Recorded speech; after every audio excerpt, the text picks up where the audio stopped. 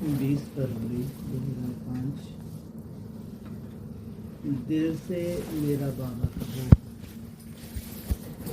और सर्व अविनाशी खजानों के मालिक बन, बेफिक्र बादशाह बनो। कौन सी कैटेगरी है? कैटेगरी होती है, first category, second category, third category. और तुमको थर्ड से सेकंड में जाना है, सेकंड से फर्स्ट में जाना है, या फर्स्ट में ही हो? जगह दिल से मेरा बाबा कहो और सर्व अविनाशी खजानों के मालिक बन, बेफिक्र बादशाह बनो। जो तुमको खजाने मिलने वाले हैं वो क्या हैं? अविनाशी। कौन से अविनाशी? दिखते हैं? कैसे हैं वो खजाने? कैसी शक्तियां हैं, कैसे गुण हैं जो तुम्हारी आत्मा को कैसा बनाते हैं? संपन्न बनाते हैं। तो आधार क्या है? दिल से क्या कहा? मेरा बाबा। आज भाग्य विधाता बाप दादा अपने सर्व बच्चों के मस्तक के बीच भाग्य की रेखाएं देख रहे हैं। हर एक बच्चे के मस्तक में चमकते हुए दिव्य सितारे की रेखा दिखाई दे रही है। मन में नहीं, कहाँ देख रहे हैं? मन कहाँ होता है? मन कहो, दिल कहो, कहाँ होता है? नीचे, ऊपर है? ऊपर इनसे मिलो, यहाँ होता है मन या दिल? मन दिल एक ही बात होती है ना? दिल धड़कता है और मन भी तुम्हारा कहाँ कहाँ जाता है। तो कौन कंट्रोल करती है? तीसरा नेत्र जो उसको कंट्रोल करे। तो तीसरा नेत्र ऊपर है या नीचे है? ऊपर है। तो हर एक के मस्तक में चमकते हुए दिव्य सितारे की रेखा दिखाई दे रही है। हर एक के नैनों में स्नेह और शक्ति की रेखा देख रहे हैं। नैनों में क्या क्या है? स्नेह और शक्ति। स्नेह कहाँ से मिलता है? दिल में समा जाते हैं तो क्या होता है? स्नेह। और शक्ति कहाँ से मिलती है? जब तीसरे नेत्र में स्थित होते हैं। मुख में श्रेष्ठ मधुर वाणी की रेखा देख रहे हैं। होठों पर मीठे मुस्कुरान की रेखा चमक रही है। दिल में दिलाराम के स्नेह में लवलीन की रेखा देख रहे हैं। ये है दिल का खेल। दिल में क्या है? यादगार कौन सा बन गया? दिल वाला। हाथों में सदा सर्व खजानों के संपन्नता की रेखा देख रहे हैं। पांव में हर कदम में पदम की रेखा देख रहे हैं। ऐसा श्रेष्ठ भाग्य सारे कल्प में किसी का नहीं होता। सारे कल्प में जो आप बच्चों को इस संगम युग में भाग्य प्राप्त हुआ है, ऐसा अपना भाग्य अनुभव करते हैं। इतनी महिमा कर रहे हैं, महिमा तक ही है या खुद को अनुभूति होती है? किसी स्टेज में अनुभूति होगी। या तो सभा में बैठते थे 20-25 हजार, सब हाथ खड़े करते थे। कितने भाग्यशाली भगवान के महावाक्य सुन रहे हैं। तो सोचो कितनी कैटेगरी की आत्माएं सामने बैठी हैं।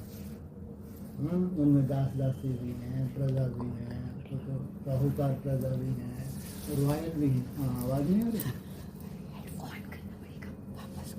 हाँ जी, कोई बात नहीं। ऐसा नहीं कि अपने यहाँ बहुत डिस्टर्ब हो जाता है कुछ। वो वाणी डिस्टर्ब हो गया, अब क्या होगा? सहज से सहज है। हाँ, तो क्या चल रहा था? चलाओ। कैटेगरी। हाँ, गुड। कैटेगरी नहीं भूल गए। और सभा में सबने हाथ खड़ा कर दिया। क्योंकि भगवान हमारे लिए आया हुआ है, हम कोई साधारण थोड़ी हैं। वो भी ना सकें तो सब हाथ खड़ा करते हैं। तो जब आप बच्चों को इस संगम युग में भाग्य प्राप्त हुआ है, ऐसा अपना भाग्य अनुभव करते हो, इतने श्रेष्ठ भाग्य का रूहानी नशा अनुभव करते हो। पूरे कल्प की बात की है। दिल में स्वतः गीत बजता है, वाह मेरा भाग्य। यह संगम युग का भाग्य अविनाशी भाग्य हो जाता है। क्यों? अविनाशी बाप द्वारा अविनाशी भाग्य प्राप्त हुआ है। बाप भी कैसा है? अविनाशी माना जिसका विनाश ना हो। तो कैसा है वो, कैसा दिखता है? प्रकाश स्वरूप दिखता है या थंब है? अव्यक्त है, थंब है, और चकमक है। किन के लिए थंब है, किन के लिए चकमक है? चकमक क्या करती है? रह भी ना सको तुम, है? और तुम बाकियों के लिए रोते रहो, पीटते रहो, माथा मारते रहो। क्या है वो? मारो टक्कर। तो क्यों? अविनाशी भाव द्वारा अविनाशी भाग्य प्राप्त हुआ है, अविनाशी है। लेकिन प्राप्त इस संगम पर ही होता है, इस संगम युग पर ही अनुभूति करते हो। यह विशेष संगम युग की प्राप्ति अति श्रेष्ठ है। श्रेष्ठ नहीं, क्या? अति श्रेष्ठ है। तो श्रेष्ठ भाग्य का अनुभव सदा इमर्ज रहता है या कभी इमर्ज रहता है। और क्या पुरुषार्थ किया? इतने बड़े भाग्य की प्राप्ति के लिए पुरुषार्थ कितना सहज हुआ। सिर्फ दिल से जाना, माना और अपना बनाया मेरा बाबा। दिल से पहचाना, मैं बाबा का, बाबा मेरा। मेरा मानना और अधिकारी बन जाना। अधिकार भी कितना बड़ा है, सोचो। कोई पूछे क्या क्या मिला है तो क्या कहेंगे? जो पाना था वह पा लिया। अगर तुमने जो पाना था, अगर तुम्हारी अनेक जन्मों की प्यास थी, कौन सी प्यास थी? महल, माड़ियाँ, जितनी सुविधाएं हों, संसार में जैसे सुख हैं वैसे सुख हों, ये देने आया। क्या कहा? जो पाना था वह पा लिया। कब से इंतजार थी इस पाने की?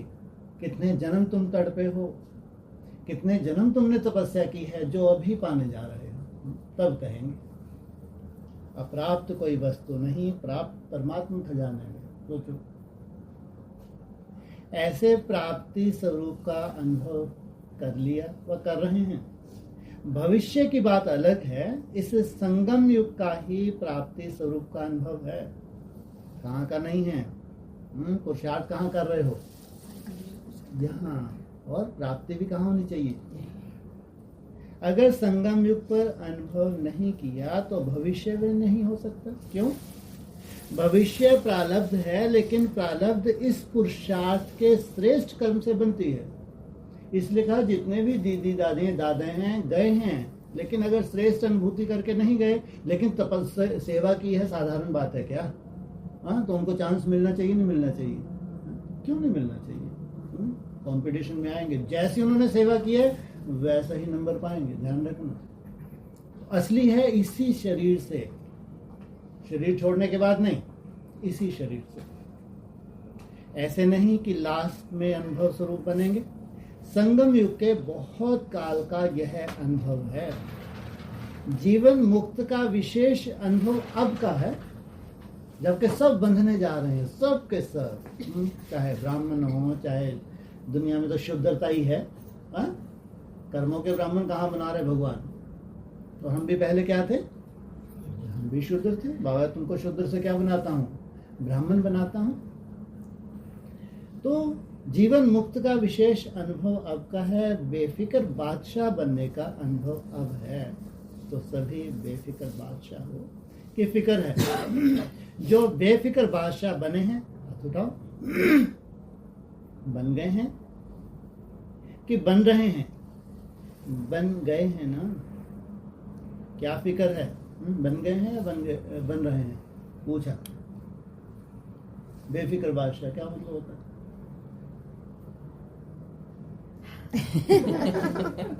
क्या होता है? कोई फिक्र नहीं। कोई फिक्र नहीं। तो चार्ट कितना बनेगा? गुड, बहुत ही सुंदर है। स्वाभाविक, जब कोई फिक्र ही नहीं है, बुद्धि तो जा ही नहीं रही है, तो मेरा बाबा मीठा बाबा प्यारा बाबा धुन लगेगी। बार बार विजन बनाएंगे, टिक जाएंगे। तो सोचो ये सही तो है? कहाँ ये थर्मामीटर तो है ये। तो जब दाता के बच्चे बन गए हो तो फिक्र क्या रह गया? मेरा बाबा माना और फिक्र की अनेक टोकरियों का बोझ उतर गया। बोझ है क्या? है। प्रकृति का खेल भी देखते हो, माया का खेल भी देखते हो, लेकिन बेफिक्र बादशाह होकर, साक्षी होकर खेल देखते हो। ये है नंबर 1 स्टूडेंट। हाँ, क्या क्या बोला? तुम्हारी अपनी प्रकृति, चाहे मन बुद्धि हो, चाहे शारीरिक कर्म भोग हो, इसका भी ये क्या है? खेल है। हाँ? जो 63 जन्मों के संस्कार है, ये मायावी संस्कार है, ये भी क्या है? ये भी खेल है। सोचो। क्या कहा? तो चाहे प्रकृति चाहे माया का खेल देख, लेकिन बेफिक्र बादशाह होकर, साक्षी होकर खेल देखते हो। और जो तुमको करना है, जो मेहनत तुमको करनी है, वो लगातार बढ़ती जा रही है। तो किस कैटेगरी के पुरुषार्थ? दुनिया वाले तो डरते हैं, पता नहीं क्या होगा। आपको डर है? डरते हो? नंबर 1। बच्चों, क्या विशेषता है इसकी? बताओ।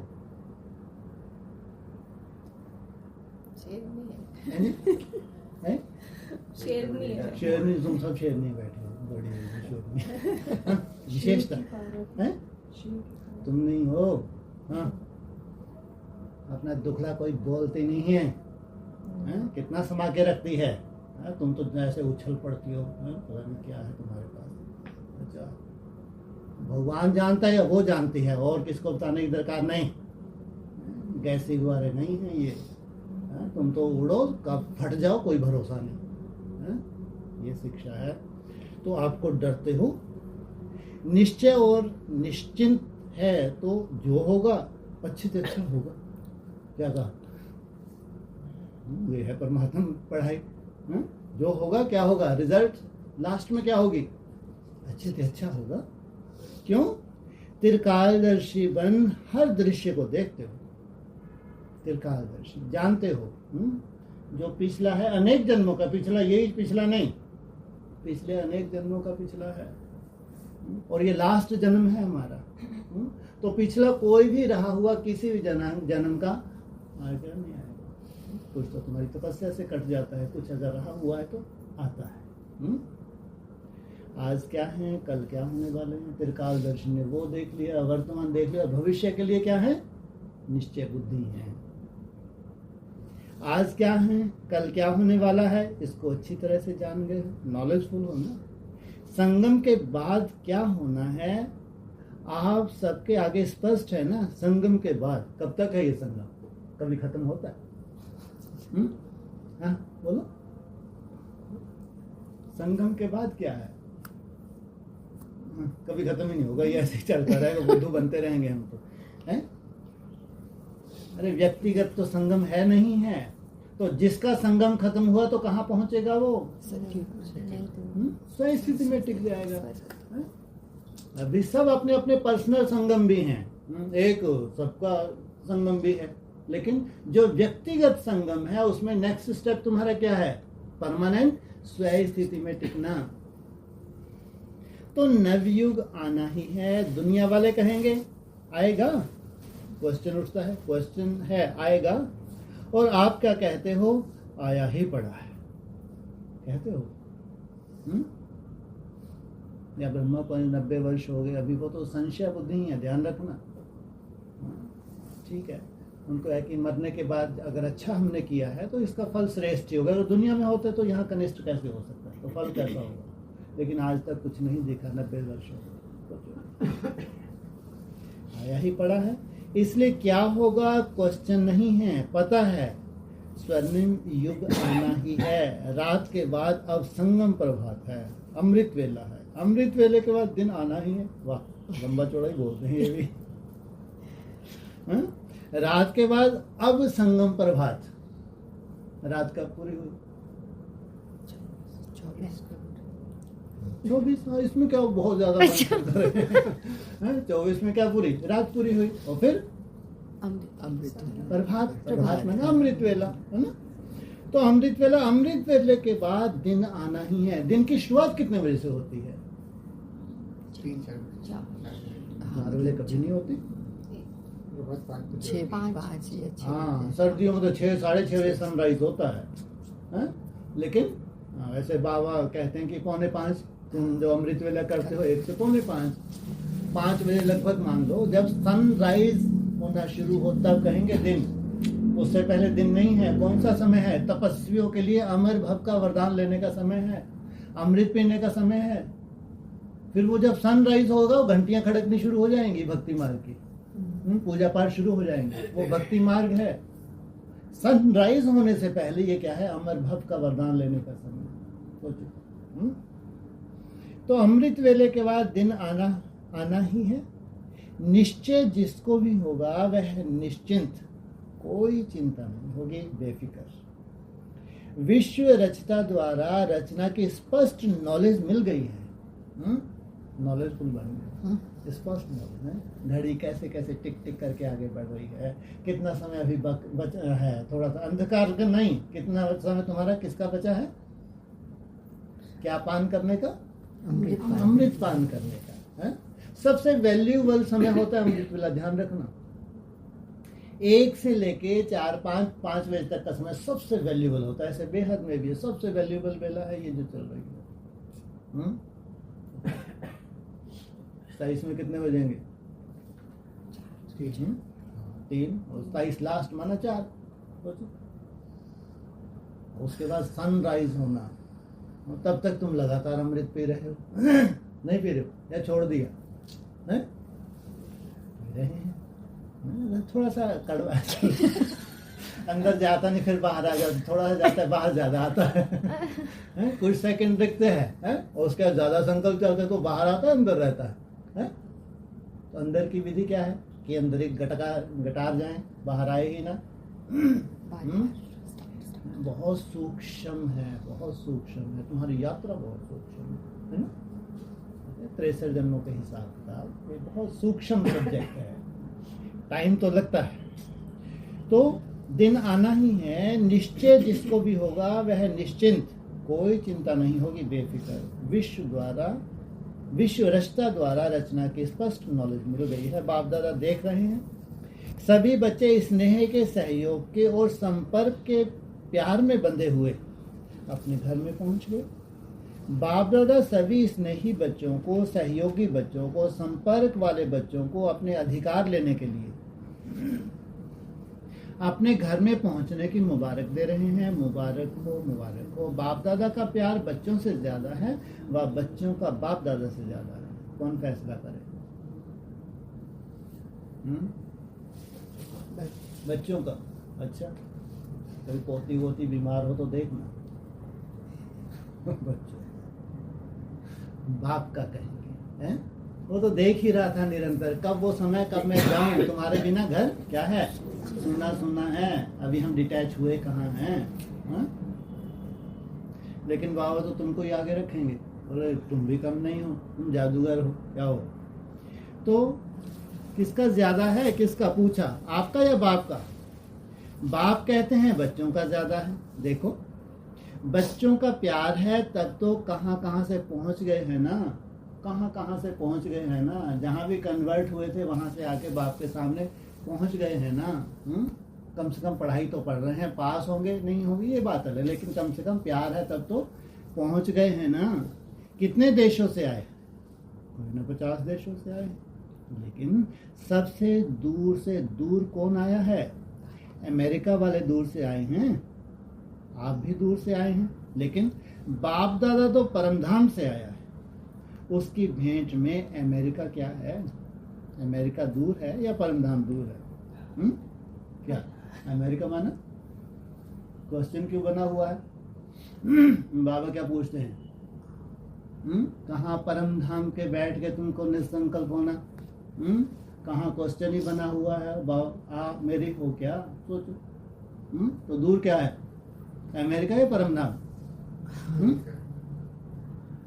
सबसे दूर देशी बाप दादा है। बच्चे याद करते हैं और बाप हाजिर हो जाते हैं। अभी बाप बच्चों से क्या चाहते हैं पूछते हैं ना, बाप क्या चाहते हैं? तो बाप दादा यही मीठे मीठे बच्चों से चाहते हैं कि एक एक बच्चा स्वराज अधिकारी राजा हो। ऐसे ही थोड़े से तो हैं। तो एक एक कैसा हो? स्वराज अधिकारी हो। स्वराज है, स्वय का राज तो है ना। जो समझते हैं स्वराज अधिकारी राजा हूँ वह हाथ उठाओ। 240 मिनट रहता हूँ, 360, 480 वह हाथ उठाओ, बिल्कुल नहीं रहते। बाबा ने बोला अंदर से मन का तो हाथ उठा दो। बहुत अच्छा। बाप दादा को बच्चों को देखकर प्यार आता है कि 63 जन्म बहुत मेहनत की है दुख अशांति से दूर होने की। तो बाप यही चाहते हैं कि हर बच्चा भी स्वराज अधिकारी बने। दुख शांति से दूर होने का साधन क्या है? स्वराज अधिकारी। मन बुद्धि संस्कार का मालिक बने, राजा बने। जब चाहे, जहां चाहे, जैसे चाहे वैसे मन बुद्धि संस्कार को परिवर्तन कर सके। टेंशन से फ्री लाइफ का अनुभव सदा इमर्ज हो। कैसा है दुनिया का माहौल? लेकिन ये तुम्हारे ऊपर डिपेंड करता है कि तुम ये संस्कार जो तुम्हारे अंदर धारण करो, ये तुम्हारी प्रॉपर्टी, बहुत बड़ी प्रॉपर्टी बन रही है। बाप दादा देखते हैं कभी मर्ज हो जाता है, सोचते हैं कि यह नहीं करना है, यह राइट है, यह रॉन्ग है, लेकिन सोचते हैं, स्वरूप में नहीं लाते हैं। सोचना माना मर्ज रहना, स्वरूप में लाना माना इमर्ज हो जाना। समय के लिए तो नहीं इंतजार कर रहे हो ना, कभी कभी करते हैं, रूह रेहान करते हैं ना। तो कई बच्चे कहते हैं समय आने पर ठीक हो जाएंगे। कौन ठीक कर लेगा हमको? हमारा साथी कौन है? बाबा। बाबा तो आए हुए हैं, ठीक हो ही नहीं रहे। तो क्या कह रहे हैं वो? समय पे ठीक हो जाएंगे। समय तो आपकी रचना है। समय किनका इंतजार कर रहा है? कुछ आत्माएं हैं जो सुइयां हैं, उन सुइयों के आधार से समय का क्या हो जाएगा? परिवर्तन हो जाएगा। कितनी बड़ी बात है। आप तो मास्टर रचता हो ना, तो मास्टर रचता रचना के आधार पर नहीं चलते। समय को समाप्ति के नजदीक आप मास्टर रचता को लाना है। कितनी बड़ी बात है। जो ऐसी शिव की शक्तियां हैं वो क्या करेंगी? समय को भी, भारत माता शिव शक्ति अवतार अंत का यही नारा है, समय को भी संपन्न। क्या कहते हैं? भारत को क्या करते हो? अपने योग बल से कैसा बना देती हो? सोचो। 1 सेकंड में मन के मालिक बन मन को ऑर्डर कर सकते हो? कर सकते हो? मन को एकाग्र कर सकते हो? फुल स्टॉप लगा सकते हो? कि लगाएंगे फुल स्टॉप, लग जाएगा क्वेश्चन मार्क। कब से लगी हूं, लग ही नहीं रहा। बाबा बाप ने आज क्या हो गया? क्यों, क्या, कैसे, यह क्या, वह क्या, आश्चर्य की मात्रा भी नहीं। फुल स्टॉप, सेकंड में पॉइंट बन जाओ। और कोई मेहनत नहीं है, सिर्फ एक शब्द, सिर्फ अभ्यास में लाओ पॉइंट। कोई मेहनत नहीं, कोई है मेहनत? पॉइंट लास्ट स्टेज की है ये मेहनत, लास्ट स्टेज की है। सोचो, एकदम सतो प्रधान अवस्था। ये है पॉइंट। कुछ भी नहीं बचा, अपनी देह भी नहीं बची। क्या हो गया? मैं पॉइंट में टिक गया। पॉइंट स्वरूप बनना है। वेस्ट को पॉइंट लगानी है। और महावाक्य जो सुनते हो उस पॉइंट पर मनन करना है। और कोई भी तकलीफ नहीं। सबसे बड़ी तकलीफ दे रहे हैं। कहते और कोई भी तकलीफ नहीं। और आप लोगों के लिए यही सबसे बड़ी तकलीफ है। दुनिया में पता नहीं कितनी तकलीफें होंगी, और आपको सब तकलीफों में इस आधार से भगवान निकाल लेता है। इसलिए तुम अगर झेल भी रहे हो बड़ी से बड़ी तकलीफ, तो इसके पीछे क्या है? कितनी सुंदर दुनिया है जो प्रैक्टिकल तुम्हारे लिए। और इससे कल्पना करके देखो, तुम्हारा खुद का वायुमंडल, तुम्हारे लौकिक परिवार का वायुमंडल और अलौकिक परिवार का वायुमंडल कैसा बनता होगा। जो जितना कर रहा है उतना दे रहा है, उतना ऊपर वाला देगा। उतनी बड़ी जिम्मेवारी वो सेवा की संभाले हुए है। वो जितनी बड़ी सेवा की जिम्मेवारी संभालता है उतना ही क्या करेगा जन्म जन्मांतर के लिए। कितना बड़ा वर्ष, ये दिखता नहीं है, ये दिखने वाली चीज नहीं, ये है संस्कार धारण करने वाली बात। तो पॉइंट याद रखो, पॉइंट लगाओ, पॉइंट बन जाओ। यह अभ्यास सारे दिन में बीच बीच में करो। कितने भी बिजी हो, लेकिन यह ट्रायल करो। 1 सेकंड में पॉइंट बन सकते हो। पूरे संसार में सिवाय आपके यहाँ पर्सनल कोई कर रहा होगा, लेकिन आप लोग संगठन में कर रहे हो, इसलिए कोई मानेगा ही नहीं कि ये हो ही नहीं सकता। अव्यक्तवाणी में है नहीं है। ये अव्यक्त वाणी का सार है, पूरी अव्यक्त वाणी का सार है, पॉइंट बनना। तो यही तुम्हारे रिसर्च का आधार है। सोचो आप, अच्छे अच्छे महारथी ब्रह्मा कुमारी का ये पॉइंट नहीं है, भाषण बहुत है, अच्छे अच्छे भाषण है उनके पास, ठीक है, उनका व्यक्तित्व है, ऐसा नहीं कि नहीं हम ये बहुत अज्ञान है, ऐसा नहीं है, लेकिन पॉइंट नहीं है। हाँ? भक्ति मार्ग है, पॉइंट नहीं है। पॉइंट माना बहुत बड़ी रिसर्च है, बहुत बड़ी साइंस है, पॉइंट पूरा साइंटिफिक है ये। इसमें अविनाशी बनते हो, आत्मा भी अविनाशी बनती। जिसकी आत्मा अविनाशी बन के क्या करेगी, अपनी देह को अविनाशी बना लेगी। ये 5 तत्व उसके छूट नहीं सकते। इस आधार से ये जो खान पीन में तुमको बताते हैं, इसमें कोई बाधा ना आए, कोई बीमारी बाधा ना आए, तुम्हारी यात्रा में कोई बाधा ना आए, ये अदरवाइज मेन क्या है, ये पॉइंट पूरा सार है, ये अमृत है। तो 1 सेकंड में पॉइंट लगा सकते हो। जब यह अभ्यास बार बार का होगा, तभी आने वाले अंतिम समय में फुल पॉइंट्स ले सकेंगे। फुल पॉइंट्स अंतिम समय में कितना बड़ा चारों तरफ पेपर होगा, ब्राह्मणों की दुनिया में, दुनिया की तो बात छोड़ो, उस वक्त तुमको कैसा बनना है, बाप समान बनना है, फुल पॉइंट्स धारण करने हैं, पास विद ऑनर बन जाएंगे। यही परमात्म पढ़ाई है, यही परमात्म पालना है। ये पॉइंट क्या है, यही परमात्म पढ़ाई है और यही परमात्म पालना है। तो जो भी आए हैं, चाहे पहली बार आने वाले हैं, जो पहली बारी मिलन मनाने आए हैं, हाथ उठाओ, बहुत आए हैं, वेलकम। जैसे अभी पहली बार आए हो ना, तो पहला नंबर भी लेना, चांस है। आप सोचेंगे हम तो अभी अभी पहली बार आए हैं, हमारे से पहले वाले तो बहुत हैं, लेकिन ड्रामा में यह चांस रखा हुआ है कि लास्ट तो फास्ट और फास्ट तो फर्स्ट हो सकते हो, चांस है। और चांस लेने वाले को बाप दादा क्या कहते हैं, चांसलर कहते हैं। फिर आगे चल के क्या बन जाओगे, चांसलर से कुछ नहीं बनोगे, चांसलर नहीं बनोगे, लेते ही रहोगे चांस, दूसरों को नहीं दोगे, है?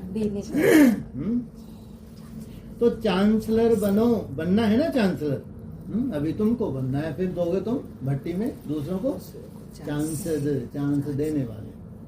तो चांसलर बनना है। जो समझते हैं चांसलर बनेंगे वह हाथ उठाओ। चांसलर बनेंगे, वाह मुबारक। बाप दादा ने देखा यहाँ तो जो भी आए हैं वह सब हाथ उठा रहे हैं। यहाँ जो भी आए हैं क्या है, कुछ ना कुछ क्या कर रहे हैं, मेहनत कर रहे हैं। तो कौन सा हाथ उठा रहे हैं, बुद्धि का हाथ उठा रहे हैं। तो मेजॉरिटी उठा रहे हैं, मुबारक हो मुबारक। बाप दादा ने आप सभी आने वाले मीठे मीठे प्यारे प्यारे बच्चों को विशेष याद किया। क्यों याद किया, आज सभा में देश विदेश के बहुत से वीआईपी बैठे। क्यों निमंत्रण दिया पता है, देखो निमंत्रण तो बहुतों को मिला, लेकिन आने वाले आप पहुंच गए हो। वीआईपी कितने होते हैं,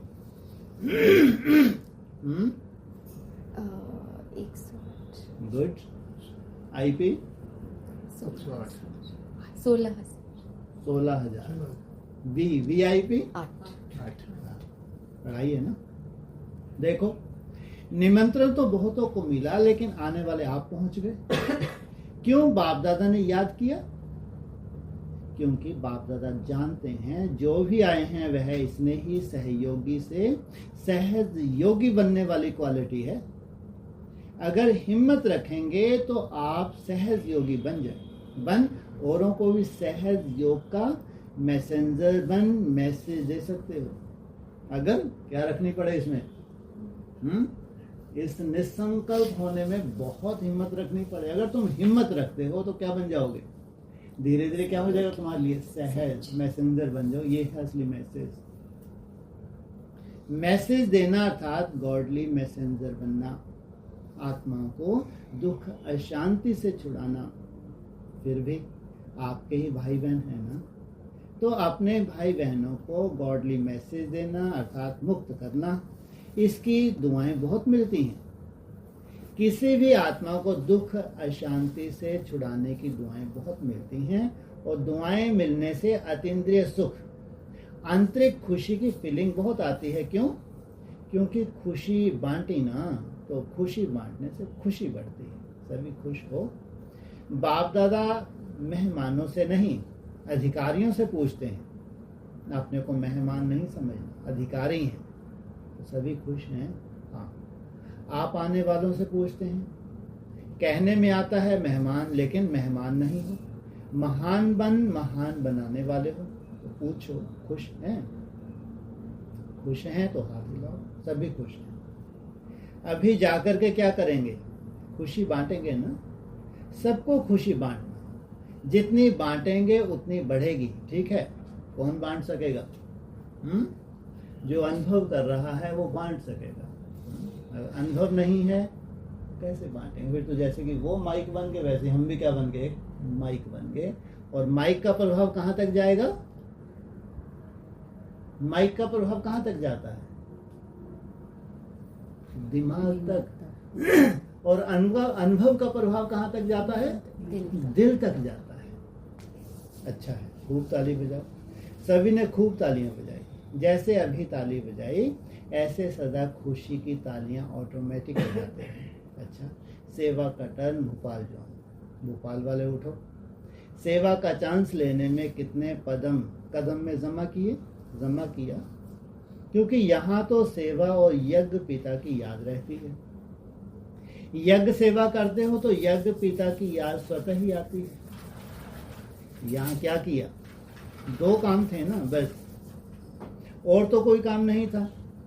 बाप को याद करना और सेवा करना, और कोई ड्यूटी थी क्या? यही थी ना, सेवा करना अर्थात शक्तिशाली में खाना। तो बहुत अच्छी सेवा की, अपने लिए भी दुआएं जमा किया और दूसरों को भी आराम दिया, अर्थात बाप की याद दिलाई। सोचो, दूसरों को कौन सी सेवा की? बाप की याद दिलाई। तो अच्छा गोल्डन चांस लिया, और यहाँ का जमा हुआ वहाँ जाके स्वयं प्रति भी बढ़ाया और दूसरों को भी बांटना। अभी 3 दिन और हैं, 7 रोज में लगे तो भी हम बच्चे में नहीं है।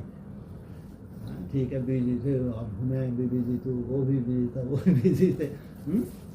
लेकिन मन बुद्धि को कैसा रख सकते हैं? देखो, ये भी इससे ज़्यादा कौन बिजी हो, तो भी एक दिन तो बाप रे बाप, पता नहीं कहाँ टंगी रही हैंगर पे ही। क्या नहीं, कैसे मदद नहीं मिल सकती भाई? क्यों नहीं मिलेगी? कारण तो बताओ। ये तड़पन है। जहां तड़पन है उसकी मदद ना मिले, हो नहीं सकता। नहीं तो टोटली खाली बैठी रहो घर पे, खाली मन बुद्धि नहीं लग सकती। खाली बैठी रहो, टोटली लगा के दिखा दो, वैराग्य नहीं है, तड़पन नहीं है, तो कम से कम उस अवस्था में टिक के तुम अपने को सर्टिफिकेट नहीं दे सकते। तो अभी कितने दिन की भर्ती है बाकी? 3 दिन की है अभी। अब भोपाल का नाम आ गया तो फिर आफत तो है ही।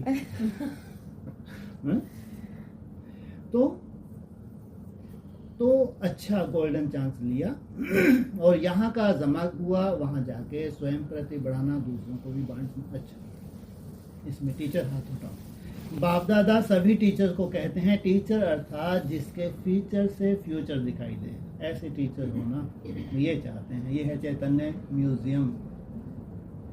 आपको देखकर स्वर्ग के सुख की फीलिंग आए, शांति की अनुभूति हो, चलते फिरते फरिश्ते दिखाई दे, ऐसी टीचर होना। जब यहाँ से वहाँ तक चलती हो निसंकल्प होके, तो कौन सी स्टेज होती है? फरिश्ता। बार बार देह से ऊपर उठने की कोशिश करती हो, निसंकल्प होने की कोशिश करती हो। तो शांति की अनुभूति हो, चलते फिरते फरिश्ते दिखाई दें, ऐसी टीचर होना अच्छा है।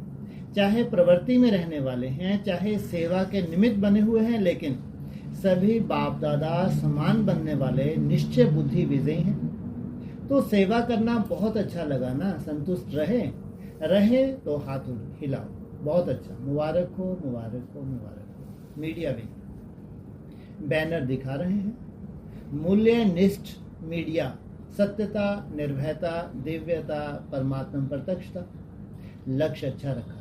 मीडिया अर्थात बाप दादा की प्रत्यक्षता का आवाज़ फैलाने वाले। प्रत्यक्षता का विशेष साधन मीडिया है, क्योंकि लोग कहते हैं आपका आवाज़ इतना चारों ओर नहीं फैला है, तो मीडिया ऐसा साधन है जो चारों ओर आवाज़ फैला सकता है। अभी थोड़ा थोड़ा आवाज़ फैलाया है, इसलिए अभी ऐसा वायुमंडल बनाओ जो हर मीडिया के साधन वाले स्वयं ऑफर करें कि हमें कुछ सेवा दो। कनेक्शन रख रहे हो, लेकिन कनेक्शन वालों को रिलेशन वाला बनाओ, जिससे वह खुद समझें कि हमारी भी जिम्मेवारी है, कर रहे हैं, करते रहेंगे और अवश्य आवाज़ फैलना ही है। तुम्हारे लिए मुरली में क्या बोला है? तुम्हारा नाम भला कब होता है? ऐसे ही बैठे रहो तब तक। मुरली में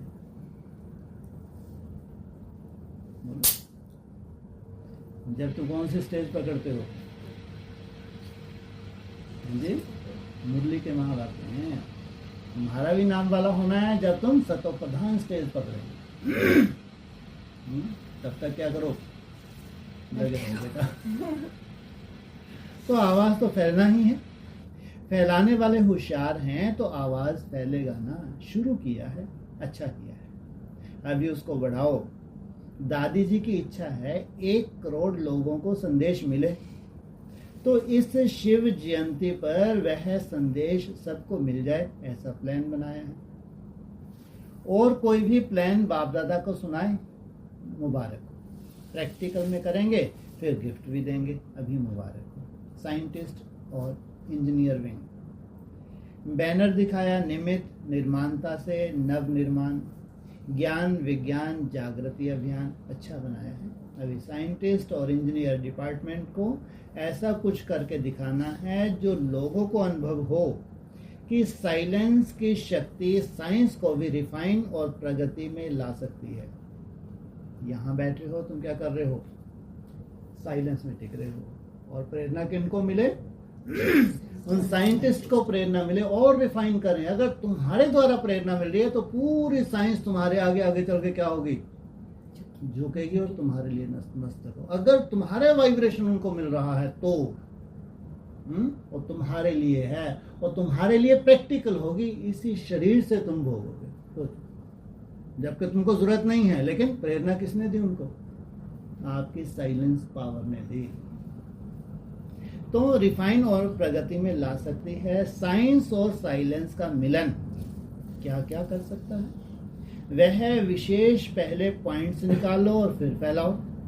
साइंस वालों को पता पड़े कि साइलेंस हमारे साइंस में क्या सहयोग दे सकती है, क्या उन्नति हो सकती है।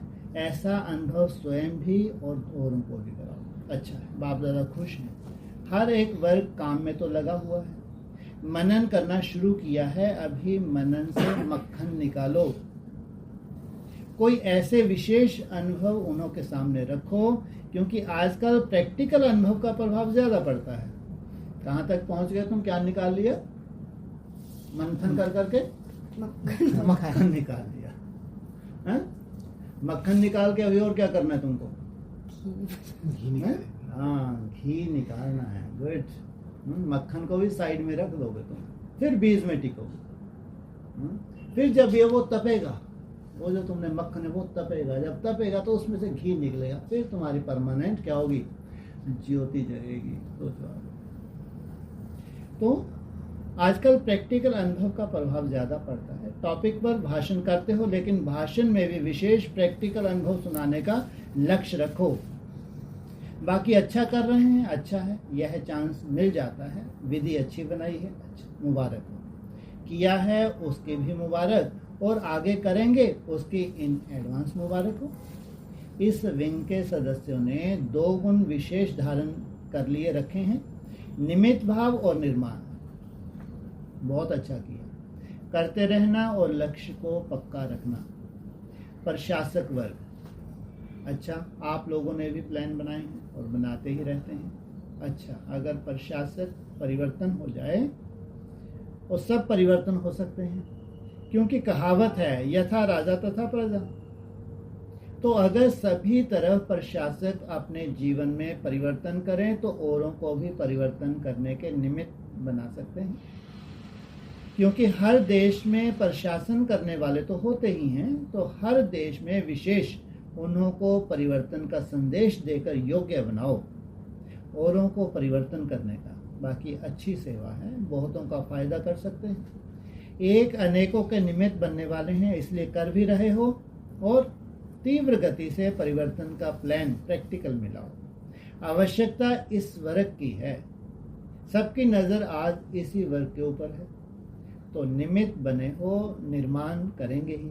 अच्छा, डबल विदेशी विश्व के कोने कोने में संदेश देने का कार्य बहुत अच्छा कर रहे हैं। बाप दादा सुनते हैं, 50 देशों से आए हैं, तो 50 देशों में संदेश वाहक बैठे हैं, संदेश देने का कार्य कर रहे हैं, और अभी प्लान भी अच्छा बना रहे हैं। जहाँ भी संदेश नहीं पहुँचा है वहाँ निमित्त बनना ही है, कर भी रहे हैं। यह भी बाप दादा के पास पहुँचता है। अभी उमंग उत्साह, और जहाँ उमंग उत्साह है वहाँ सफलता है ही है। डबल विदेशी कौन हो? सफलता के सितारे हो, है ना? सफलता के सितारे हैं, अच्छा कर रहे हैं। एक एक के दिल का आवाज़ बाप दादा तक पहुंचता रहता है, यह करें, यह करें, यह करें, यह भी करें। उमंग उत्साह अच्छा है,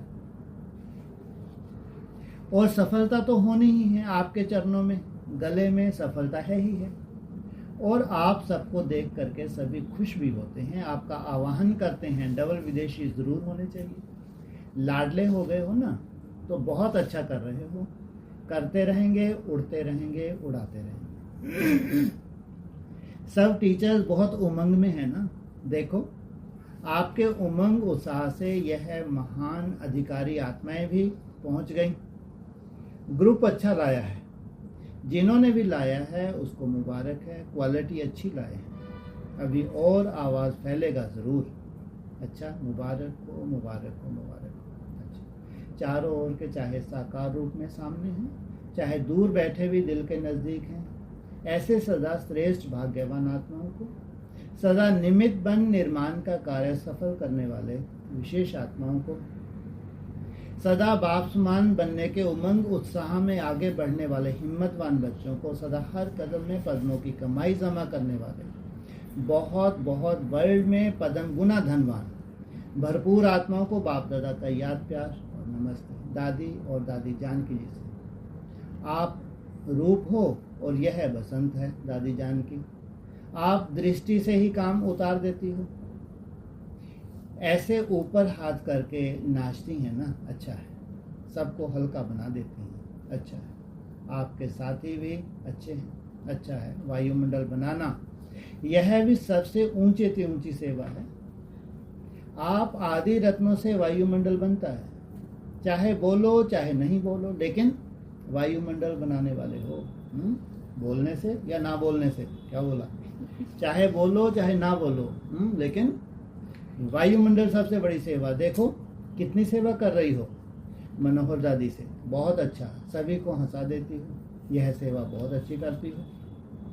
अच्छा है। मुन्नी बहन से बिजी रहती हो, बिजी रखने में भी होशियार है। नीलू बहन से बहुत अच्छा पार्ट बजा रही हो। ईशु दादी से यह गुप्त रहती है लेकिन वाइब्रेशन अच्छा बनाती है, बहुत अच्छा। निर्मल शांता दादी से, अभी प्रकृति जीत बन गई, अभी प्रकृति के वश नहीं, प्रकृति जीत। निर्मल शांति दादी को और क्या कहते हैं? परदादी भी कहते हैं। देखो संगठन में कितनी अच्छी लग रही हो, सबसे फ्रेश तो आप लग रही हो। सबको हाथ हिलाओ। रुक्मणी बहन से, ठीक हो, सेवा प्यार से करती हो। डबल विदेशी निमित्त बड़ी बहन हो, अच्छा, सर्विस का सबूत दे रहे हैं, इससे ही आवाज़ फैलेगा। अनुभव सुनाने से औरों का भी अनुभव बढ़ता है, तो बाप दादा खुश हैं। फॉरेन की सेवा के निमित्त बनने वाले अच्छे उमंग उत्साह सेवा में बिजी रहते हैं। गए देश से हैं लेकिन विदेश वालों की सेवा ऐसे ही निमित्त बन के कर रहे हैं जैसे वहाँ के ही, अपनेपन की भाषणा देते हो। और सब तरफ के हैं, एक तरफ के नहीं हैं, लंदन के या अमेरिका के नहीं, बेहद के सेवादारी हैं। जिम्मेवारी तो विश्व की है ना, तो बाप दादा मुबारक दे रहे हैं, कर रहे हो, आगे और अच्छे से अच्छा उड़ते और अड़ाते रहेंगे। अच्छा, डबल विदेशी मेहमानों से बाप दादा ने आप सभी को याद किया। क्यों किया? क्योंकि आपको गॉडली मैसेंजर बनना है। मैसेज तो समझ गए हो ना, मैसेज क्या है? याद करो, यह मैसेज तो जानते हो ना। सबको बाप की याद दिलाते रहो, बस। सहज है ना, मुश्किल तो नहीं लगता। याद में रहो और याद दिलाओ। बहुत अच्छा किया जो पहुंच गए। अपने को बाप के अर्थात परमात्मा के जन्म सिद्ध अधिकार के अधिकारी समझते हो ना, समझते हो, पूरा अधिकार लेने वाले हो ना, हाफ नहीं फुल। आप मेहमान नहीं, महान बन औरों को महान बनाने वाले हो। खुशी है ना, खुशी है, एवर हैप्पी। अभी एवर हैप्पी रहना, खुशी नहीं गंवानी है, सदा मुस्कुराते रहो। मुस्कुराना अच्छा है, तो ever happy group. Okay, ever happy group, very good, बहुत अच्छा। सभी नेक्स्ट, सभी होली हंस, हैप्पी हंस हो। हंस का काम क्या होता है? हंस में निर्णय शक्ति बहुत होती है, तो आप भी होली हैप्पी हंस, व्यर्थ को समाप्त करने वाले, समर्थवान समर्थ बनाने वाले हो। सभी एवर हैप्पी, एवर हैप्पी। अभी कभी दुख को आने नहीं देना। दुख को डाइवोर्स दे दिया, तभी तो दुखों का, दूसरों का दुख निवारण करेंगे। कब? जब किसको डाइवोर्स देंगे? ये हो सकता है। अब दुख आ ही रहा है, परिस्थिति है, तो कहाँ से डाइवोर्स दे दो? है जी?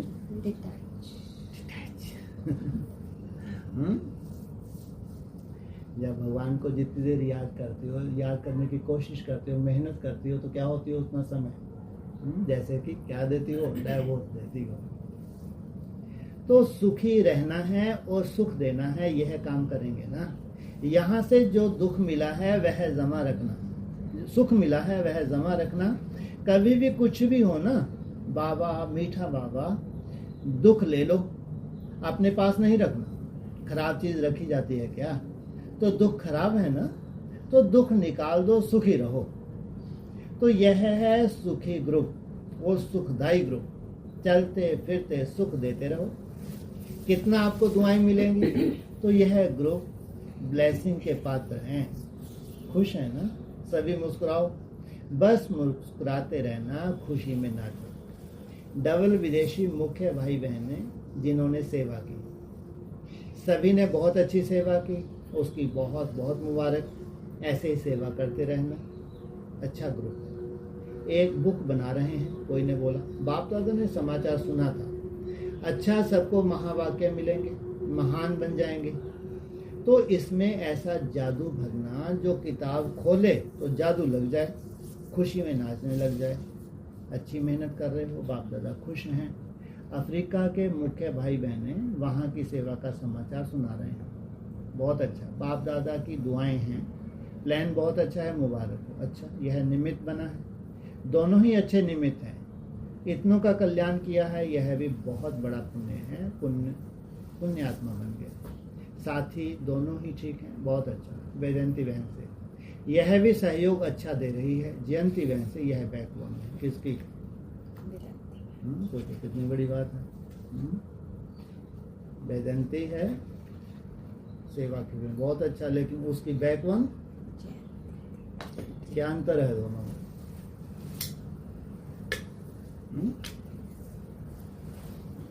वैल्यू किसकी है ज्यादा? ऐसे तो दोनों की वैल्यू है। शरीर की भी वैल्यू है, तो शरीर को साधने वाली उसकी वैल्यू है। लेकिन ज्यादा नॉलेजफुल कौन है? जो बैकबोन है।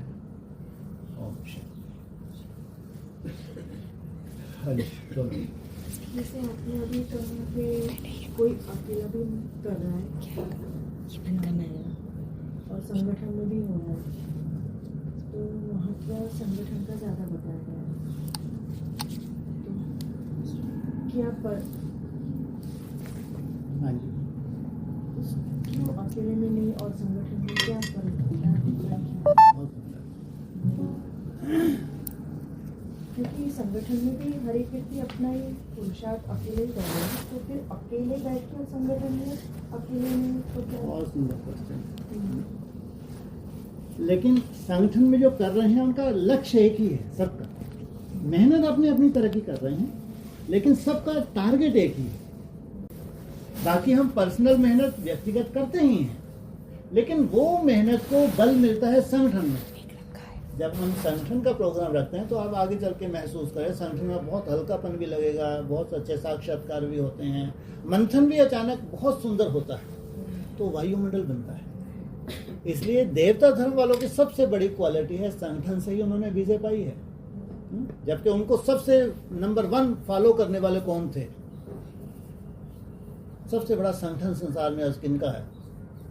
इस्लामियों का। सोचो आप, किनको फॉलो किया? देवताओं। देवताएं बिजी बने संगठन के आधार से, वो सन्यासी नहीं है, परिवार में बंधे हुए हैं। इसलिए बाबा मूल्य कहते हैं मैं क्या करना है? परिवार की स्थापना करता हूँ। राजधानी माना परिवार। तो ऐसे तो व्यक्तिगत हम घर में हैं तो पर्सनल करना है ना? लेकिन जब हम संगठन रखते हैं, जैसे क्लास होती है तो क्या है? एक संगठन है ना? अमृत वेला सबसे वैल्यू है अमृत वेला की। अमृत वेला अगर संगठित रूप में 1-2 घंटे, कई बार अपने को लगता है ना एक सा ही तो चल रहा है, सब एक सा नहीं है। कभी संगठन से एक आध हफ्ता या 10 दिन दूर रह के देखो, उसी स्टेज पे वापस आने के लिए 1 महीना लग जाएगा। संगठन की तब वैल्यू नहीं होती जब संगठन में एक साथ चलते रहते हो ना, तो उसकी वैल्यू नहीं होती, क्योंकि एक से, लेकिन उससे अब नीचे आने के बाद उसकी वैल्यू मालूम पड़ती है।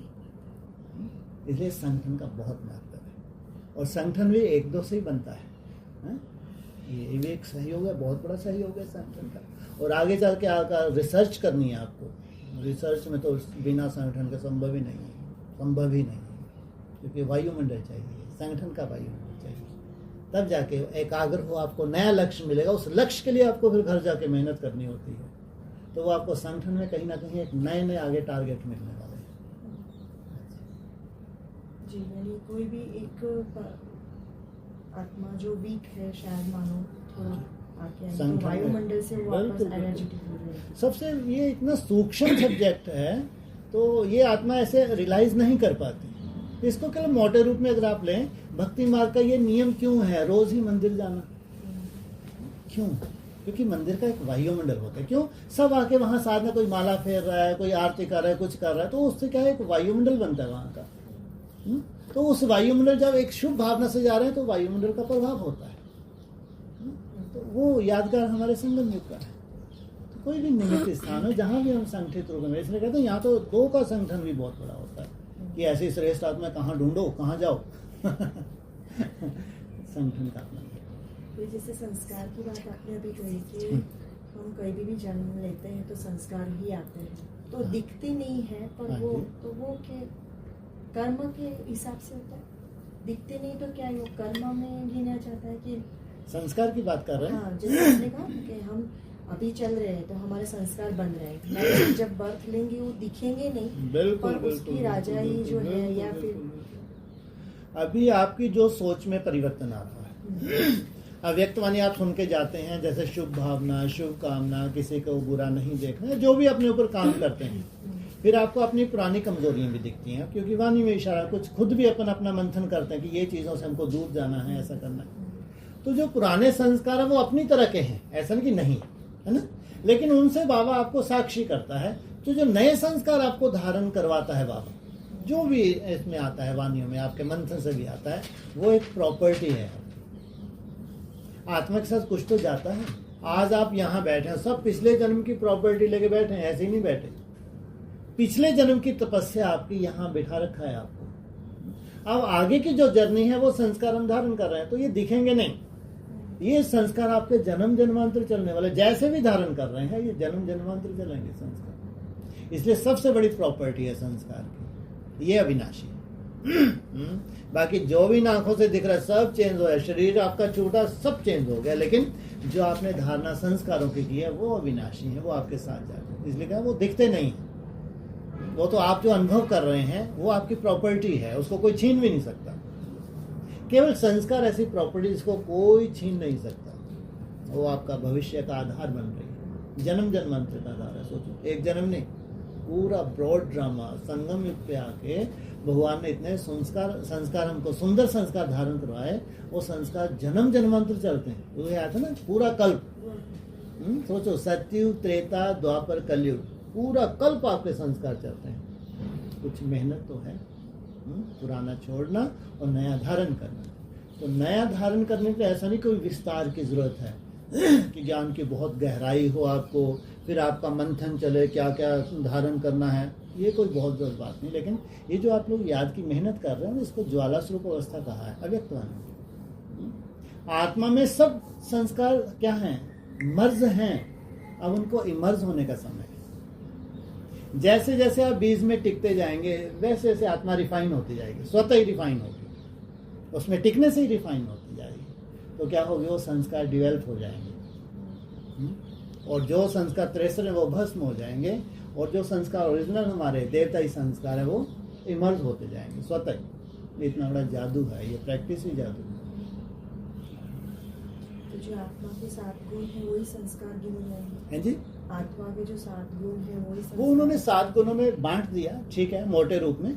अदरवाइज तो जैसा भगवान है वैसे ही तुम हो। भगवान के लिए क्या कहते हैं? 7 गुणों में क्या कहते हैं? सर्वशक्तिवान संपन्न है। सोचो, संसार के जितने भी गुण हैं उसमें व्याप्त हैं। तो वो टाइटल आपको मिल जाते हैं, जो भगवान के टाइटल हैं, सबके सब टाइटल आपको मिलते हैं। ऐसे आप असीम बन जाते हैं, आपकी कोई सीमा नहीं रहती। जितना जितना उस पॉइंट में टिक रहे हैं उतना ही तुम क्या बनते जाते हो? असीम बनते जाते हो।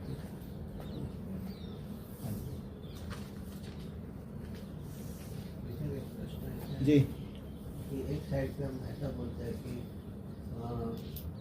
अपने को आत्मा से जी, देह के सर्व संबंधों को त्यागो। ठीक है। और दूसरी साइड पे हम ऐसा बोलते हैं कि बाप से सर्व संबंध मानो। तो दोनों सर्व संबंध जोड़ो। जोड़ो। हाँ, हाँ। हाँ, तो ठीक है, ठीक है। तो बहुत दोनों अच्छा। कॉन्ट्राडिक्टरी नहीं है? नहीं। तो मुझे लगा हाँ, क्योंकि डायरेक्ट एक साइड पे देवभान को छोड़ने के लिए बोल रहे हैं और दूसरी साइड पे हम बोल रहे हैं कि उसके संबंधों साथ में सर्व संबंध जोड़ो। हम संबंधों में जिए हैं, ध्यान रखना। हम कोई परम धाम में जाके नहीं बैठ जाएंगे। हमारी यात्रा है, हम कोई परम धाम में जाके थोड़ी बैठना है। आपको वहां बैठना, नीचे नहीं आना तो और भगवान से संबंध जोड़ने से तो कैसे संबंधी मिलेंगे भविष्य में? कल्पना करके देखो। अब हमारा चलो बच्चा है, बच्ची है, युगल है, उसमें अटैचमेंट है, तो वो आज की डेट में एक बाधा है, उसको याद करने में बाधा है। आपने उसी को अपना बच्चा बना लिया, बाकी बच्चे के प्रति फर्ज निभा रहे हैं। अब अटैचमेंट जितना उसमें संबंध जुड़ता जाएगा, यहाँ हल्का होता जाएगा। फर्ज बात अलग है, लेकिन अब क्या हो जाएंगे, इससे धीरे मन बुद्धि से डिटैच हो जाएंगे। अब उसको ही अपने अपना बालक बना ले, वो बंध गया बेचारा। इसको नष्टमोह ही कहते हैं। ये विधि दी है, ये विधि है। कहने के नष्टमोह है, कहीं के नष्टमोह नहीं है। इसलिए बोलो ना, अभी पोती थोड़ी सी ऐसा तो मालूम पड़े कितने नष्टमोह है, फिर तो क्लास ही करना छोड़ दें कि मैं हॉस्पिटल में हूं ना। मैं नष्टमोह नहीं है, मासी का घर नहीं है। सालों साल लगेंगे। अब इसलिए 34 में जाके हमको समझ आएगी कोई को। सोचो क्या नष्टमोह होता क्या। इसलिए विधि है, उससे जोड़ते जाओ। जितना उससे जोड़ते जाएंगे स्वतः ये सर्टिफिकेट मिलता है। निभाने के लिए बाबा कभी मना नहीं करता, निभाना बात अलग है।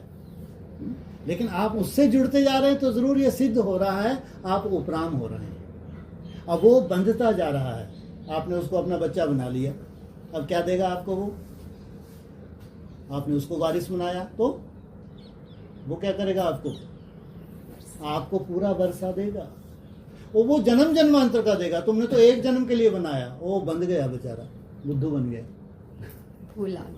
भोलानाथ इसलिए कहते हैं भोला है। जन्म जन्मांतर के लिए बंध गया तुमको देने के लिए। सोचो, इसलिए संबंध और बाबा ने बोला ही है जी, वो टीचर है, सदगुरु है। ये तो एक मोटे रूप में, लेकिन व्यक्तिगत कहीं ना कहीं हम बंधे होते हैं। प्रोड्रामा का हिसाब का है ही है। जैसे मेरे को अक्सर लगता था, जैसे हम कुमार कुमारी होते हैं ना, तो मोस्टली हमारे पास कोई नहीं, लेकिन एक माँ का हमारा होता है हिसाब किताब, है ना। बाप का भी होता है, लेकिन बाप का इतना नहीं होता, माँ का ज्यादा होता है। तो हमको वहां से डिटैच होना तो पड़ेगा। कहने की बात अलग, लेकिन एक जो हकीकत होती है ना वो अलग होती है। तो जहां भी आपकी रगें हैं, जितनी भी हैं, कम हो ज्यादा हो, वहां से आपको डिटैच होने के लिए उससे वो संबंध की अनुभूति करेंगे तो सहज हो जाएगा। छोड़ ये उसको देहधारी में देख के उसके नहीं, साथ क्यों ब्रह्मा कुमारी कौन सा देहधारी को इमर्ज कर करके संबंध जोड़ रही हैं? नहीं, वो ब्रह्मा बाबा को उसके नहीं, साथ ये आपका भ्रम है। हम तो यहाँ लिखते थे बाबा, मेरे को अभी तक याद है, और निराकार से ही संबंध जोड़ते थे, बिंदी से ही जोड़ते थे। उसके आज यहाँ बैठे हैं, वो जो गुप्पा बन के बैठे ऐसे वैसे नहीं बैठे। हाँ, बातें करते हैं। मतलब जहाँ जिसकी आस्था है उसको भावना का फल। अब ये निकाल दो कचरा जो पुराना था। जब दुनिया में भावना का फल मिलता है तुमको क्यों नहीं मिलेगा भाई? तुमने तो निराकार से संबंध जोड़ा, कितनी बड़ी बात है ये। सोचो, जो इस धरा पे आया है तुमने उससे संबंध जोड़ लिया, कितनी बड़ी बात है ये। आप लोग भले कहते रहो बिंदी बिंदी क्या मिलता है, कुछ नहीं मिलता, सब कुछ पा जाएंगे, देख लेना। वो जो हकीकत है वो है ही है। मुझे ये समझ में नहीं आ रहा, जी। संबंध मीन्स कोई देह होगा और आत्मा होगी, कोई संबंध- मेरे को तो ये बताओ ब्रह्मा कुमारी संबंध कैसे जोड़ रहे? मैं भी ब्रह्मा कुमार था, मैंने अपना अनुभव सुनाया। मैं यहाँ लिखता, अक्सर यहाँ मेरे पेन से ना लिखा ही रहता था बाबा। हाँ, मेरा सर्व संबंधी है। वो बिंदी थी, वो बिंदी, उसका रिजल्ट मेरे को क्या मिला? वो प्रैक्टिकल में था, वो मिला। आज मैं यहाँ बैठा हूँ। यहाँ आधार क्या बना? उसको नहीं छोड़ सकते आप। जो जिसका आधार है उसको उस आधार को ही लेके चलना। तो वही तो आया हुआ है। आया कौन है? इसमें कहते हैं ये धूल चाटते रह जाएं। कौन धूल चाटते रह जाएं? बीके वाले, इनसे मिलो। बच्चा बुद्धि ही है। मेरा प्रश्न है, तो आप प्रश्न, मेरा प्रश्न बताओ, ये धूल चाटते रह जाएं कौन? अगर शिव बाबा ना हो, राम और कृष्ण। देखो रटा हुआ है, शक्तियां है ना ये। हाँ? ये शक्तियां ही ऐसा रटा लगा सकती हैं इतना सुंदर।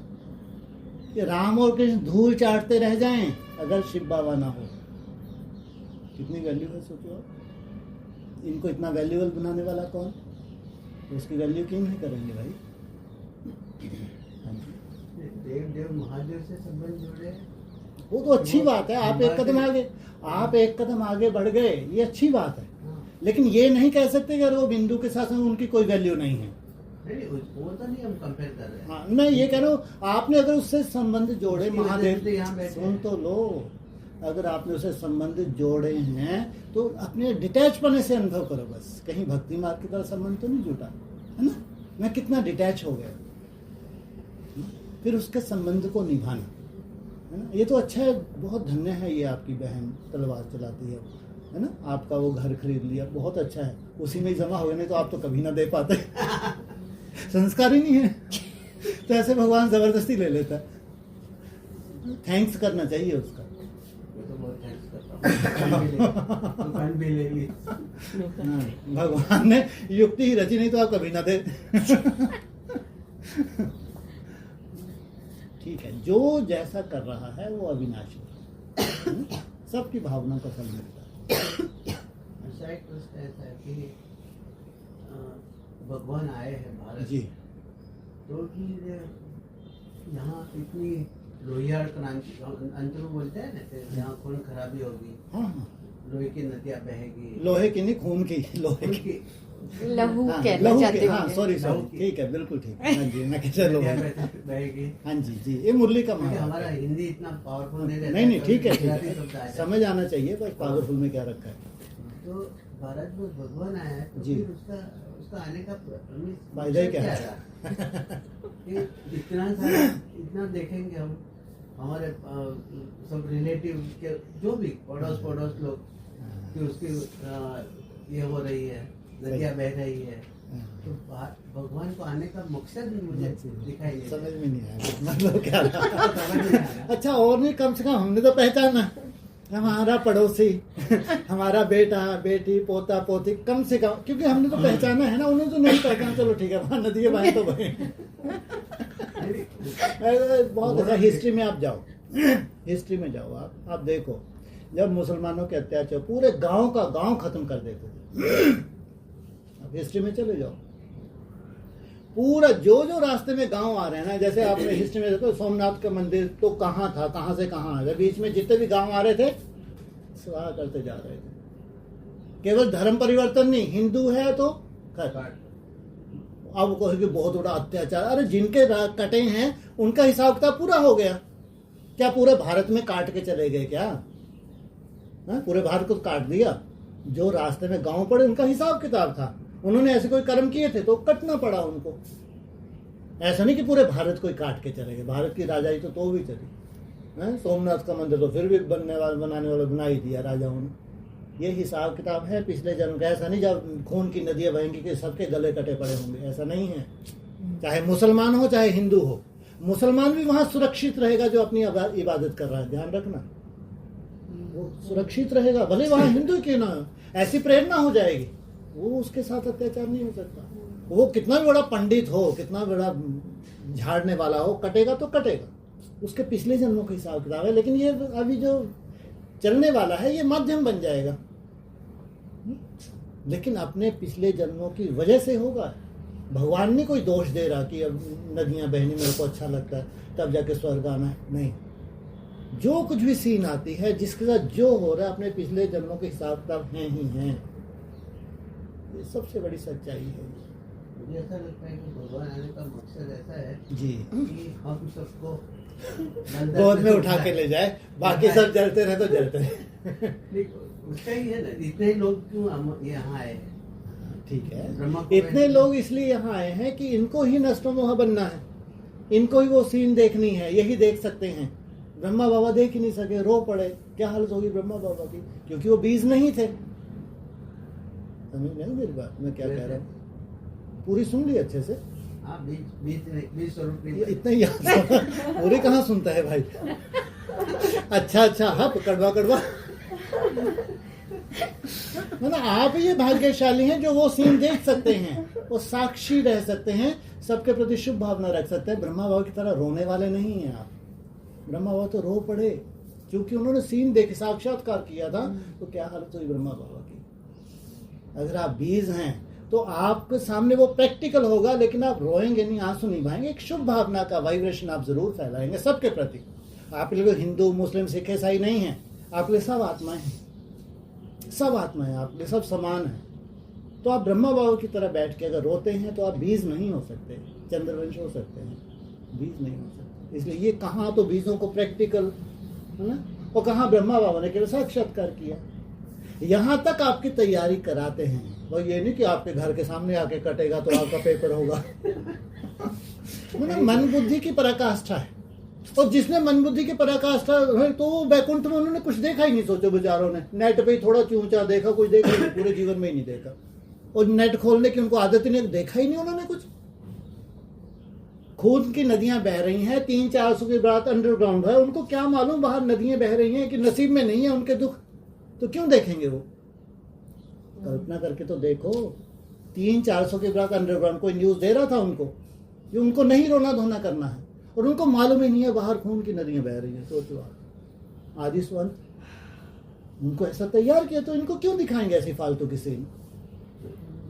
उससे तो प्रूव होता है ना कि भगवान हमारे लिए आए हैं। ये सही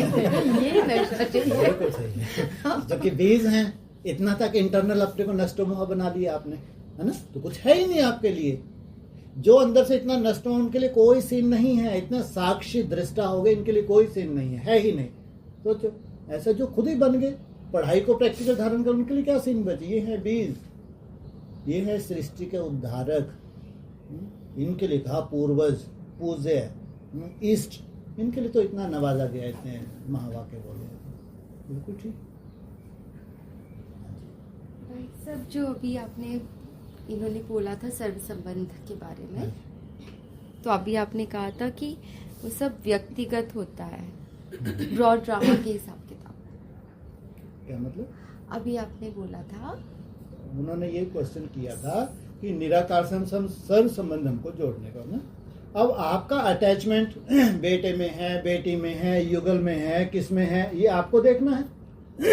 इसलिए बोला जिस संबंध की अनुभूति जो तुमको खंडित कर रही है, वो किसमें अनुभव करो? बाप में अनुभव करो।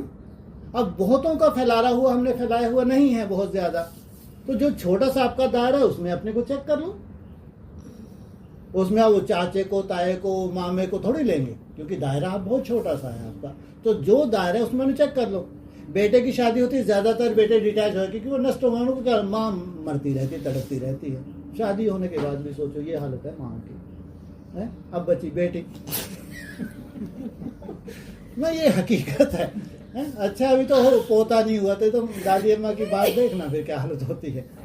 अगर नष्टो वहां बन गई तो फिर तो कोई बात ही नहीं है। जब बेटा ही नहीं है तो काहे का पोता, और वो और ही खुशी हो गए, उनको तो और ही सुंदर वाइब्रेशन मिलने लगा। सोचो आप, आपके नष्टों वहां होने से आपका सुंदर वायु क्यों यहाँ क्यों बने वो आपके? कोई ब्रॉड ड्रामा का हिसाब किताब है ना, क्यों आपके साथ हिसाब किताब बना उनका?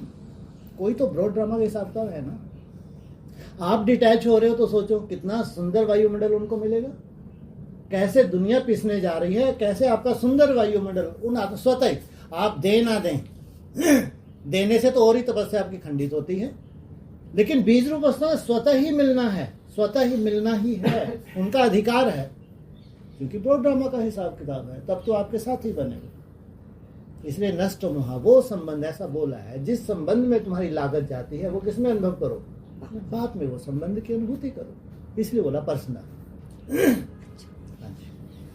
जो भी हिसाब किताब की बात आई कि जी। हिसाब किताब है अपने रखते हाँ जी। तो मगर अब जब उसके बाद में ये महसूस होता है, पहले हिसाब किताब लगता था, मगर अब जैसे जैसे उसमें आते जाते हैं तो ठीक हमें है। महसूस होता है ये कल्याणकारी है, जैसे ड्रामा कल्याणकारी, तो बहुत हिसाब किताब नहीं लगते, गुड, वैसा वाला feel बहुत होता सुंदर, है। बहुत सुंदर। तो वो तो उनका ये प्रश्न था, अदरवाइज तो पढ़ाई यही है, जितना जितना तुम पढ़ाई पढ़ रहे हो उतना साक्षी भाव। साक्षी तो अपने संबंधों में भी साक्षी हो, फर्ज निभाना बात अलग, लेकिन संबंधों में अब अटैचमेंट नहीं है, फर्ज अच्छे से निभा रहे लेकिन डिटैच होकर निभा रहे हैं। निभाया तो जा सकता है ना, लेकिन ये है पढ़ाई, कमल पुष्प समान जीवन तुम्हारा हो जाता है वहीं आप, लेकिन मन बुद्धि से आप तुम डिटैच हो, ऊपर वाले तभी तो याद कर पा रहे हो। मन बुद्धि से जितना डिटैच होते उतनी ही उसको याद कर पाते हैं, जितना अटैचमेंट है, अटैच कहीं ना कहीं छोटा मोटा कुछ ना कुछ तो चलता ही रहेगा, समय ही ऐसा। इसलिए ये है सार, हल्के रूप में लेना, वो अपनी जगह है, लेकिन उपराम रहने की जो आपको पढ़ाई जा रही है, ये है सार है, पूरी तरह से सार है। मतलब अब कोई सामने वाली आत्मा कुछ ऐसा कर रही है कि अच्छा दिखने में भी अच्छा नहीं है, सुनने में भी बहुत अच्छा अच्छी नहीं बात है, है, बहुत मगर परवश है। हाँ। हैं, हमको ये सिखा देती है पढ़ाई की, कोई सभी अपने अपने संस्कारों के परवश है, उनके ऊपर तो हमको उंगली उठाने का भी वो नहीं है, क्योंकि हमारी नहीं सुनते तो हमको साक्षी रहना। हाँ, शुभ भावना रखनी है, वाइब्रेशन में अपनी पावर है, लेकिन तो भी उसकी किसी की करनी को हम नहीं देख सकते, किसी की वाचा को हम नहीं देख सकते, किसी के एक्ट को हम नहीं देख सकते। हर एक का अपना अपना पार्ट बहुत सुंदर ही बजा रहा है। क्यों सुंदर है? जबकि है तो पार्ट तो क्रूप है, सुंदर इसलिए क्योंकि छूट रहा है, वो आज नहीं तो कल छूट जाएगा, क्योंकि आपकी शुभ भावना है उसके साथ, है ना?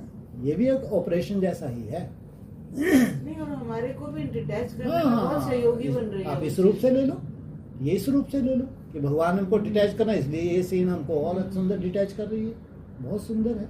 ये है पढ़ाई का प्रैक्टिकल स्वरूप। ठीक है।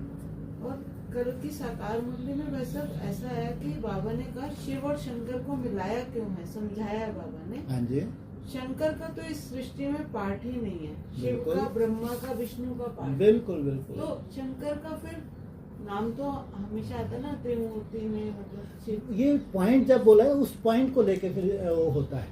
ऐसे तो बोला है, मुरली का ही पॉइंट है, शिव शंकर और महादेव तीनों को मिला दिया, ये भी मुरली का पॉइंट है ना। इसका मतलब शंकर का जब बात करते हैं, जो शंकर का लास्ट में जो पार्ट है अव्यक्त आत्मा का, जो वो त्रिमूर्ति कैलेंडर है ना, तो उसमें राइट तरफ जो लिखा हुआ है उसके बारे में लिखा है कि उसकी प्रेरणा से, जैसे कह रहे हैं साइंटिस्ट में किसी में ताकत नहीं है, एटॉमिक शक्ति का निर्माण तो कर लिया लेकिन विस्फोट नहीं कर सकते, तो कोई तो उनको प्रेरणा देगा।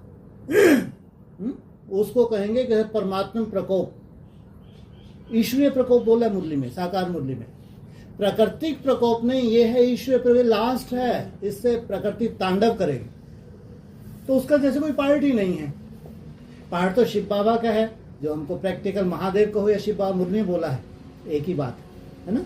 और प्रैक्टिकल पार्ट ब्रह्मा का कहो या विष्णु, ये प्रैक्टिकल है, तो ये होगी त्रिमूर्ति। ये शंकर का जैसे कोई इनके हिसाब से कोई पार्ट ही नहीं, लास्ट में बस प्रेरणा देना, ये वैसे का वैसे ही मुरली में लिखा हुआ है, प्रेरणा देना, और ये अव्यक्त आत्मा का पार्ट है उसका। हाँ जी, और फिर उसमें बाद में ये भी कहा कि शंकर आंख खोलते हैं, अब शंकर के लिए कहते हैं कि शंकर आंख खोलते हैं तो विनाश होता हाँ है। जी। यह कहना भी ठीक नहीं है। ठीक है, बाप कहते हैं ना मैं विनाश कराता हूँ ना वह करते हैं, हाँ। ये रॉन्ग। ठीक है। ऐसे तो फिर पूरा दोष किसके ऊपर आ जाए? शंकर के ऊपर आ जाए। ये यहाँ पे पॉइंट, अभी जो प्राकृतिक रूप से हो रहा है ये किसी को दोष नहीं दिया जा सकता। जो अभी ड्रामा में नूंद है, जो स्वतः ही होता जा रहा है, इसमें किसके ऊपर दोष आ जाएगा? उस आत्मा के ऊपर दोष आ जाएगा, भगवान के ऊपर दोष आ जाएगा। लेकिन जब ये मुरली का पॉइंट लेंगे कि परमात्मा में प्रकोप की, वो लास्ट में बात आती है। अभी जो कुछ भी हो रहा है इसमें इनका कोई इंटरफेयर नहीं है। थमला भी साक्षी है, तो जिस आत्मा का भी पार्ट नहीं वो भी साक्षी है। तो जो कुछ भी हो रहा है, छोटा थोड़ी हो रहा है, बड़ा हो रहा है, वो बड़े से बड़ा होएगा संसार में। तो किसी को दोष नहीं दे सकते, किसी आत्मा का इसमें इंटरफेयर नहीं। वो तो लास्ट में जब ऑपरेशन करना होगा, लास्ट में फाइनल ऑपरेशन में क्या सदा सुखदाई हो जाते हैं, दुखदाई हो जाते हैं। कोई भी पेशेंट होता है, ऑपरेशन किस लिए होता है? ताकि रोग एकदम, हाँ, तब जाके वो लास्ट में, अभी नहीं। इसलिए अभी जो कुछ चल रहा है किसी के ऊपर नहीं, बाबा साक्षी हैं, सब अपने अपने कर्मों के हिसाब से चुप कर रहे हैं। टेस्ट चल रहे हैं अभी। ऐसा एक प्रश्न और है जी, ये बाबा ने बोला है कि मैं 84 जन्म जो लेते हैं उसी आत्मा से ही बात करते हैं, 80 वालों से बात नहीं करते। अच्छा, वाह, क्या बात ऐसा है। है मुझे। एक ही बचा फिर तो, हाँ? बहुत अच्छी बात है। नहीं बोला? नहीं सर, ऐसी बातें मैं नहीं सुनता। जिसमें मैं आता ही नहीं हूँ तो मैं क्यों सुनूं? नहीं मुरली मैं उसमें आता ही नहीं हूँ तो मैं क्यों सुनूं? आपने मालूम है क्या बोला अभी? मालूम है क्या बोला? जो 82-83 जन्म लेते हैं उससे बात नहीं उनसे बात नहीं कर रहा। जो 84 जन्म लेते हैं उनसे ही बात करता हूँ। वो कोई आत्मा 82-83 जन्म बहुत सुखी रहती हैं। ये मुरली का पॉइंट है, मेरा नहीं, मैं मना नहीं कर रहा, हाँ। मैं मना नहीं कर रहा, है ना, मना नहीं कर रहा मैं। लेकिन अब इसको बेहद में ले जाएं, है ना। जब बेहद में ले जाएं, जिन्होंने पूरा पार्ट बजाया है, सृष्टि की जिन्होंने आदि की है, अभी तो इसके ऊपर अभी रिसर्च होनी बाकी है जन्मों के ऊपर तो। लेकिन इसको इस रूप से, जिनसे सृष्टि की शुरुआत हुई है उन्हीं को तो ये चाहिए। कड़वा जो अभी पी रहे हो, क्या पी रहे हो आप लोग? कहने को तो अमृत है, काहे का अमृत है ये, है जी? डंडे का रस, गन्ने का रस बोलो, डंडे का रस, डंडे का रस, चलो जो भी बोलो, है तो कड़वा, है ना। कुछ सेकंड टिकते हैं तो फिर नीचे आ जाते हैं देवान की वजह से। तो ये जो पूरा जिन्होंने चक्कर लगाया है, जिनसे सृष्टि की शुरुआत हुई है, उनसे ही बात करता हूँ, वही सन्मुख आते हैं। इसलिए बोला तुम बच्चे ही सन्मुख में बाप के आते हो, वो सन्मुख नहीं आते। कितने सन्मुख आते हैं?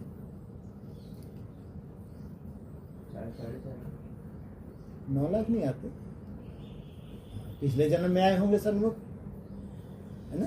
कोई इस जन्म में आए, लेकिन 9 लाख आत्मा 84 जन्म लेती ही नहीं लेती।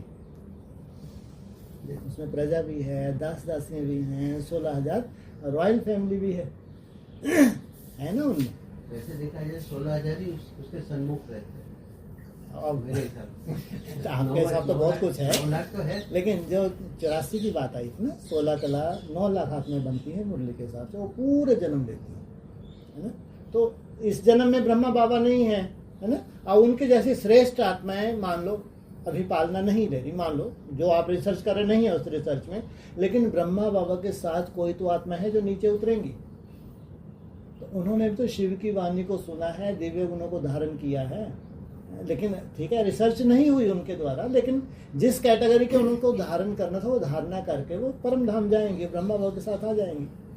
तो 3-4 लाख तो यहाँ और 3-4 लाख तो ऊपर से आएंगे, ऐसे 9 लाख। ये गॉड गॉडेज हैं, इसमें कितनी कैटेगरी हैं? 16,000 तो पास हुई, है ना। बाकी जो 3-4 लाख बताया है तो उसकी तो कुछ तो खसूसियत होगी। पूरे विश्व में यही रचयिता कहलाई सृष्टि में। 33 करोड़ देवी देवता, वो तो टोटल है, वो तो लास्ट तक है, जो ऊपर से उतर वो लास्ट है। लेकिन जिनसे सृष्टि की शुरुआत होती है तो वो सन्मुख का उनका गायन है, इसलिए ब्रह्मा बाबा के थ्रू भी सन्मुख कहेंगे, ऐसा नहीं उनको सन्मुख नहीं कहेंगे। हाँ जी। ये प्रश्न पूछते से क्या है, आपका आप बेहद में हट लेते हैं तो थोड़ा सुन में चला जाता है, तो आप ये थोड़ा क्लैरिफाई हो जाता है। जी जी जी, ठीक है ठीक है। तो ब्रह्मा बाबा के जो सन्मुख है ना, वो भी शिव था उनमें, तो उनको भी सन्मुख कहेंगे। नॉर्मल क्वेश्चन पूछो। जी जी जी, लोग नहीं, वैसा नहीं है। ऐसे रखो। कोई बात नहीं। बोलते हैं कि संबंध आप जोड़ो, जी, जी। Mostly बोलते हैं आप उनको बेटा बनाइए, ये बनाइए, पर अब हमसे तो होता नहीं, हमसे पिता है तो पिता है, क्योंकि एक सुंदर। रिस्पेक्ट है हमारा, तो हम उनके साथ सारी चीजें शेयर कर सकते हैं। लेकिन अगर हमने बेटा बनाया या और, तो वो चीज तो आएगी नहीं, हम खुल के तो आएंगे। कोई बात नहीं, बाबा ने मोटे रूप में बोले तू तो मेरा बाप है, सर्व संबंध तेरे से हैं। एक मोटे रूप में बाबा ने सार रूप में दे दिया कि तू इस धरा पे आया, बार बार तो आएगा नहीं, 5000 वर्ष में एक ही बार आया है, मेरे जितने भी संबंध है तू ही है मेरे को संभालने वाला। तो ये सार आ गया, उसमें अलग अलग संबंध में इमर्ज करने की जरूरत ही नहीं, क्योंकि तो पूरा सार है। बाप है तो वर्षा देगा तो प्योर वर्षा ही देगा, जन्म जन्मांतर की प्योरिटी ही देगा, जैसा वो है वैसे ही वर्षा देगा सारा। इसलिए अधिकांश हर एक मुरली में बाप का तो रेफरेंस आ ही रहा। सब संबंधों का तो किसी किसी मुरली में आया, किसी किसी संबंध अलग अलग मुरली में किसी मुरली में आया होगा, लेकिन बाप का संबंध हर मुरली में रिपीट हो रहा है, क्योंकि ये मुख्य है, वर्षा लेना है उसको, आत्मा को। अभी जो बोला ना कि महादेव और शिव बाबा, ब्रह्मा और विष्णु, इस पे थोड़ा समझ। नहीं, मुरली वो जो उन्होंने मुरली का पॉइंट है ना, कल की मुरली है, हाँ जी। कल की मुरली है, तो उसमें बोला कि 3 का पार्ट है, शिव बाबा का है और ब्रह्मा का और विष्णु का। तो शंकर का कोई पार्ट नहीं, कई मुरली में आया है ना। तो वो जब ऐसा बोलते हैं तो वो सूक्ष्म वतनवासी जो आत्मा है ना, तो उसका कोई पार्ट ही नहीं है, इनके मुकाबले में कोई पार्ट नहीं है। तो ये तो पार्ट भी आते हैं। तो शिव बाबा कहो या महादेव कहो, मुरली के हिसाब, साकार मुरली में मैं ही हूँ, तो वो हो गया शिव बाबा या महादेव, उसका पार्ट है, पार्ट लेकर के अपने गए, है ना। फिर ब्रह्मा का भी पार्ट है, तो विष्णु की नाभि से कौन निकलेगा, ब्रह्मा निकलेगा। तो इन 3 का पार्ट बताया साकार मुरली में। तो यहाँ शिव बाबा कहेंगे जो प्रैक्टिकल देवदेव महादेव हैं, इसलिए महादेव को और शिव बाबा को दुनिया में क्या करते हैं, एक ही मानते हैं, है ना। और उसके बाद फिर ब्रह्मा और विष्णु, तो ये प्रैक्टिकल में संगम योग पे अपना अपना पार्ट बजाते हैं। अच्छा, तो इसी से तो यही हुआ ना कि कहते हैं शंकर का कोई पार्ट नहीं, तो ये अभी क्लियर हो गया। वो सूक्ष्म वतन में जब इनके साथ अगर जोड़ेंगे ना, जैसे 3 के साथ, तो वो सूक्ष्म वतन वाला जो है, सूक्ष्म। हाँ, और उसके लिए भी बोला है, उसकी प्रेरणा से, माना वो प्रेरणा देगा, साइंटिस्ट को प्रेरणा देगा। ये उसमें ही चित्र, जो चित्र है ना फर्स्ट, उसी में है, शायद इसमें ऊपर लिखा होगा, हाँ, उस पढ़ना उसको। तो उसकी प्रेरणा से फाइनल, है ना। अभी जैसे उन्होंने ये भी बोला कि नहीं तो दोष आ जाए, वास्तव में ऐसा कुछ करते नहीं है, हर एक अपने अपने कर्मों की सजा, जैसे वो आदि का मिसाल भी दिया, है ना। तो वो कर्मों का हिसाब था, वो भी चल रहा है, लेकिन जब फाइनल ऑपरेशन होगा तो फिर उसके लिए भी बोला है, वहाँ लिखा हुआ है शंकर की प्रेरणा से। अच्छा, लेकिन ये प्रैक्टिकल 3 है यहाँ पे जो पार्ट प्ले करते हैं। तो ये जो बोला था एडवांस में कि शंकर का अड़बन का पार्ट है, किसी के साथ वो मुरली में है, वो भी है। वो हाँ, वो तो कुमार का कोई बोल दिया, शंकर का इतना वंडरफुल पार्ट है, तुम बच्चे यकीन ही ना कर सको। सोचो, सन्मुख बोला कुमार का तो, बोला तुम शंकर का इतना वंडरफुल पार्ट है, तुम बच्चे यकीन ही ना कर सको। हाँ, वो आज बात क्लियर हुई, ऐसे बोल हाँ जी, हाँ, बिल्कुल ठीक जी। अव्यक्त आत्मा और इविल सोर्स, हाँ हाँ, दोनों ही अव्यक्त हैं, दोनों ही अव्यक्त, दोनों ही अव्यक्त हैं। तो एक पुण्य आत्मा है, एक पाप आत्मा है जी। समझो मुझे अभी कोई पूछ रहा है कि क्या चल रहा है, क्या बात है। तो वो इविल तो नहीं है। अच्छा, तो अव्यक्त आत्मा उसको पूछने की क्या जरूरत है? वो यहाँ आके तो दिखाए, झापड़ देंगे बाबा, बात और धर्मों की हैं। अव्यक्त आत्मा को अरे व्यक्ता सब एक सी नहीं है मेरे भाई, सब एक सी नहीं है। सपोर्टिंग रोल नहीं होगा उसका? वो कहेगा स्पोर्टिंग रोल, जो और धर्मों में ले जाए आगे चल के कहेगा स्पोर्टिंग रोल अच्छा, है। उसमें भी ऐसी है। अरे संसार है, एक पूरे का पूरा संसार है, वो बस इन आंखों से दिख नहीं रहा कि वो नहीं है। इस अव्यक्त आत्माओं में भी हर एक कैटेगरी धर्म है, की- एक सी नहीं है भाई, हर एक धर्म की होगी। बिल्कुल है, सभी धर्मों की है। इनमें ऊंच से ऊंच है ब्रह्मा विष्णु शंकर, वो भी तो अव्यक्त आत्माएं हैं ना। तो वो ऊंच से ऊंच है, जब उनको इशारा ही तो देगा ना वाणी में बाबा, वो ऊंच से ऊंच है। तो फिर कितनी कैटेगरी, सबसे नीचे आत्मा कौन सी है कैटेगरी में?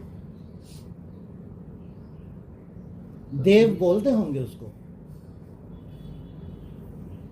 बोलो। इनके मुकाबले में नीचे बोल रहा हूँ, वो देव बोलते होंगे उसको। हाँ, देव शनिदेव कैसे गुड, अति सुंदर। शनिचर जी महाराज हैं तो देव ना, लेकिन उनके मुकाबले में सबसे कनिष्ठ है। और उनकी पूजा भी कब होती है? एकदम कलयुग है, वो भी थमला ही है। सोचो, निराकारी स्टेज धारण की है, प्योरिटी को कुछ ना कुछ पालन किया है, कैटेगरी है। तो सब यहाँ भर जाएंगे तो अपन बैठ ही नहीं पाएंगे। बाबा ऐसा बोल रहा है कि सूर्यवंशी में 8 धर्मों 9 धर्मों की आत्मा है तो सूर्यवंशी की बात अलग है। अरे सूर्यवंशी की आप डमरू में बुद्धू मत बन जाना। सूर्यवंशी, फिर चंद्रवंशी, फिर इस्लामी, बौद्धिक, क्रिश्चियन, है ना, वो 7 जो हैं और धर्मों की आत्माएं अभी वर्तमान समय कैसी एक्ट कर रही होंगी, उन उस कैटेगरी की सोल प्रवेश है नहीं है। शिवोहम का पार्ट बजा रही नहीं बजा रही हैं। लेकिन सूर्यवंश चंद्रवंश कभी मिसगाइड हो ही नहीं सकते। कायदा नहीं, ये भगवान बन के बैठ जाए। मेरा प्रश्न है कि वो जो पूछती है जी, कि क्या चल रहा है, तो जो पूछ रही है ना उसको नहीं मालूम ना। वो कौन सी आत्मा होगी? अव्यक्त आत्मा है। अव्यक्त बराबर है। हाँ, वो पावरफुल नहीं है कि धर्म की है। अंदर नहीं आ सकती। यहाँ भी पहरा है, दिखता नहीं है। आगे चल के आप लोग महसूस करेंगे, घर से चलेंगे वहीं पंचर कर दिया, यहाँ तक ही नहीं आ पाएंगे। सोचो, ये भी अनुभव होंगे। घर से चले हैं बहुत दिनों के बाद और मालूम पड़ा गाड़ी हल्की सी स्क्रैच आ गया, हल्की सी टकरा गई, जाके दिखा तो सोचो, ये भी ड्रामेबाजी है।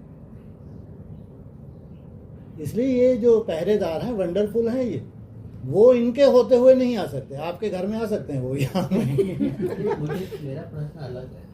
अच्छा, मैं समझ ही नहीं पा रहा। मेरे को जो बोलना बार बार वहीं ले जाता हूँ मैं। हाँ जी, आप सुनाओ। अच्छे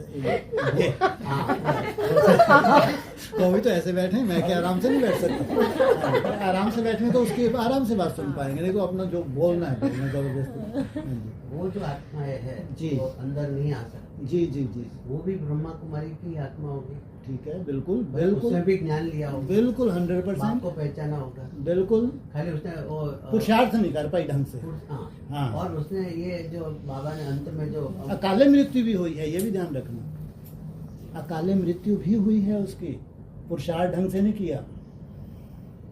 अकाले मृत्यु भी हुई है। अकाले मृत्यु उन्हीं की होती है जो अच्छे से पुरुषार्थ नहीं कर पाते। ने उसको अपने अव्यक्त ज्योतिर्लिंगम का जो बाबा ने लास्ट में बताया, हम सबको अभी पता चल जाएगा। ठीक है। फाइनली तो वो अव्यक्त ज्योतिर्लिंगम है। ठीक पहले है। तो हम पहले बीके में तो ब्रह्मा बाबा को ही बिल्कुल। सब कुछ मानते थे। ठीक है। है ना? सुबह उठे फिर एडवांस में आए तो देव महादेव को मानने शुरू कर ठीक है, ठीक है, बिल्कुल ठीक है। अव्यक्त ज्योतिर्लिंगम का जो पार्ट बाबा ने डिक्लेयर किया, हाँ जी, तो लास्ट में ही डिक्लेयर किया ना। ठीक है। तो मुझे लगता है कि वो जो आत्माएं होगी, हाँ। उसको ये अव्यक्त ज्योतिर्लिंगम का पार्ट का महसूस का नहीं होगा। किसी की जरूरत नहीं है अव्यक्त ज्योतिर्लिंगम को पहचाने के। इससे मेरे पहले क्या कहा था, ब्रह्मा कुमारी को जो आधार मिला ना, उस आधार को लेकर जो उन्होंने मेहनत की वो सफिशिएंट है। एडवांस पार्टी को जो आधार मिला, उस आधार को लेकर जो उन्होंने मेहनत की सफिशिएंट है। समझ पा रहे मेरी बात? ज्योतिर्लिंगम का जो अभी आ रहा है सामने धीरे धीरे, ये तो जिन आत्माओं के लिए है, सब थोड़ी स्वीकार कर लेंगे इसको, है ना। लेकिन उनकी अपनी अपनी यात्रा रही है, जो अव्यक्त हो गई हैं, फिर उनको जन्म लेना है। नहीं जन्म लेना तो परम धाम जाना है, तो कुछ ना कुछ पुरुषार्थ करके गई हैं। अब उनको कुछ और गहराई मालूम पड़ रही है, और गहराई में तो उसके बारे में जानना चाहती हैं। अब वो उस गहराई के बारे में कहाँ से जानकारी लेंगे? तो जो यहाँ सुन रहे हैं उन्हीं से जानकारी लेंगे ना। क्योंकि बाबा ने एडवांस में ऐसा बोला था कि ऐसी आत्माएं अंदर आती है, सोल प्रवेश करती है, मुरली सुन के फिर चली जाती है। यहाँ हो सकता है बिल्कुल ही ना आने दें, कि जबरदस्ती क्यों घुसने दें। कुछ आत्माएं हैं जो देवता धर्म की आत्माएं वो प्रवेश करती हैं, वो मुरली सुन के चले जाती हैं। जब देव महादेव जब मुरली, अरे उनके सामने भूत प्रेत भी आते हैं, वो उनके अपने हैं सब। वो परमात्म पार्ट है, परमात्म पार्ट है, वहां तो सब स्वीकार्य है। परमात्म पार्ट है, सबको पालना देता है। तो यहाँ कौन सा पार्ट है? यहाँ कोई पार्ट नहीं, एक बस सूर्यवंशी में छोटा कुल हम कह रहे हैं। अगर आप लोगों को लगे ये पार्ट भूतों के होते हैं, ये पार्ट्स भूतों के होते हैं। अगर कोई पार्ट बेचारा समझे भूतड़ाई है ये, यहाँ तो हमको यही समझ में आता है। एक सूर्यवंशी का छोटा सा परिवार है, भगवान को चाहिए, वो हम लोग मेहनत कर रहे हैं मिलकर। ये मेरी जो समझ में आता है, यही सच्चाई है यहाँ की।